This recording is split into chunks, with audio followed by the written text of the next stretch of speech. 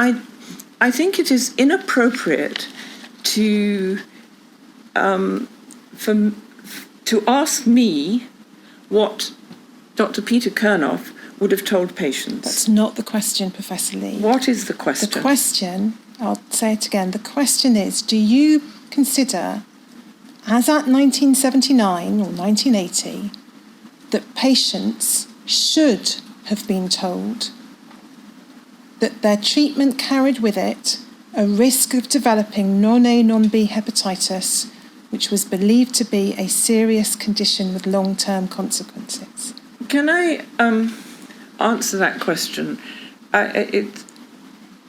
It's very difficult for me to say what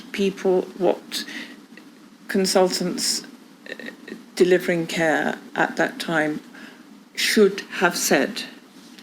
Maybe I can say, I never treated one of those patients first time, ever, then.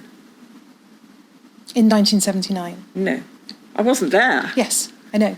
I'm trying to understand the point you're making, Professor Lee. I didn't treat any patient there until 1987. Okay? So I've forgotten what the question is. I'm terribly sorry. Do you accept, you're free to disagree, do you accept that by the late 1970s or early 1980s, patients had a right to know, should have been told, that the treatment they were being offered carried a risk of non-A, non-B hepatitis, and that whilst much was still unknown, non-A, non-B hepatitis was a serious condition with long-term consequences? I don't agree with that. Did Dr. Kernoff report this information at one of the meetings that you've described? This is about the time you're joining the Royal Free. This is January 1983. I'm not even there. 24th of January 1983. Yeah, I'm not there. I said the end of January I started there. Yes, forgive me, Professor Lee. And I also don't... I really don't think it reasonable to ask me about a meeting in 1988. What is it? 1983. January 1983. That I wasn't at. I'm trying to show you, Professor Lee, the state of knowledge as at January 1983 that would have been shared with Dr. Kernoff. And the question is, was that information that was disseminated by Dr. Kernoff amongst the staff at the Royal Free? I have no idea. If we pick it up about a third of the way down, you were asked the question, this here was about children, but you were asked the question, were any of your children receiving cryoprecipitate as distinct from concentrate?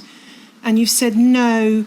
You say, I've carefully checked on that issue, and the only person with severe haemophilia A who received cryoprecipitate during that period was, if you like, a kind of conscientious objector who didn't want to have concentrate. So just pausing there, what did you mean by conscientious objector?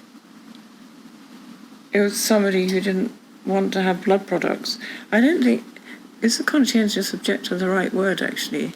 The parents didn't want any blood product.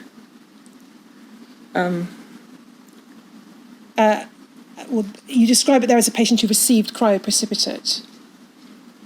So someone who didn't want concentrates. Yeah, I think, quite honestly, I think it's very difficult for me to remember precisely what that means. Yes. Would you agree that, again, for clinicians practicing in the field by 1976, this, from a very authoritative source, should have been at the very least a warning against any assumption that non-A, non-B hepatitis was somehow mild or insignificant? No. Why? The clinician's role may be to advise, to inform the patient, but ultimately the judgment as to whether the patient wants to run the risk of being exposed to a virus or run the risk of sustaining damage to their joints or limitations upon their lifestyle, would you agree that that ultimately is a decision for the patient? I can't answer that question.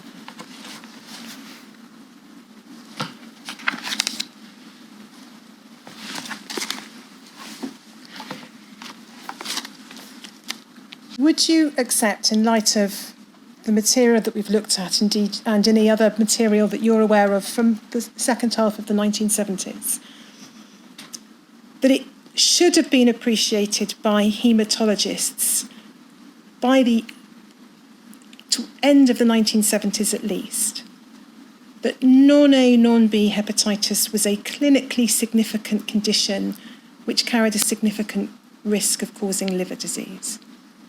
No, Why? because they weren't aware of that.